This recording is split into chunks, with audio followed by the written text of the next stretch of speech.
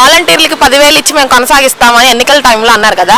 ఇప్పుడు అసలు మేము వాలంటీర్లనే కొనసాగించమని అంటున్నారు కదా, దాని గురించి మీరేమంటారు? నేను చెప్పేది అదేనండి, మీకు ఇందాకే చెప్పాను, ఒక విషయం చెప్పాను ఏంటంటే వీళ్ళు ప్రజల యొక్క ఓట్లతో గెలిచిన వాళ్ళైతే ప్రజల యొక్క మాటకి ఇచ్చిన మాట నిలబెట్టుకోవాలనే దృక్పథంతో వీళ్ళు పనిచేస్తారు. వీళ్ళు ఈవీఎంతో గెలిచిన మంత్రులు అండి, ఈవీఎంతో గెలిచిన ఎమ్మెల్యేలు, ఈవీఎంతో కుర్చీ ఎక్కిన సీఎం ఇతను ప్రజల మాట నిలబెట్టుకోవాల్సిన అవసరం ఏంటి?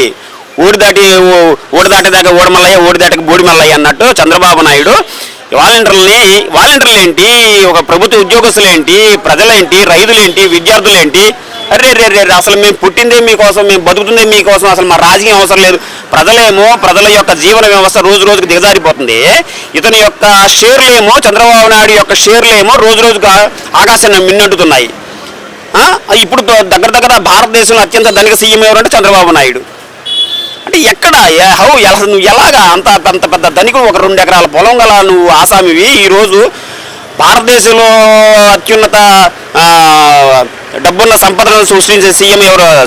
తన సొంత సంపద సృష్టించే సీఎం ఎవరన్నా చంద్రబాబు నాయుడు.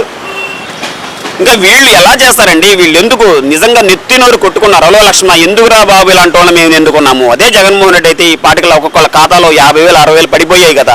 ఇప్పుడు అనవసరంగా వెళ్ళి ఆడి దగ్గర తీహినా అన్నా సరే రూపాయి రాల్సిన పరిస్థితి. వ్యాపారస్తులు అల్లాడిపోతున్నారు. చిరు వ్యాపారస్తుల దగ్గర నుంచి బడా వ్యాపారస్తుల దగ్గర నిజంగా కొట్టిమిట్టాడుతున్నారు.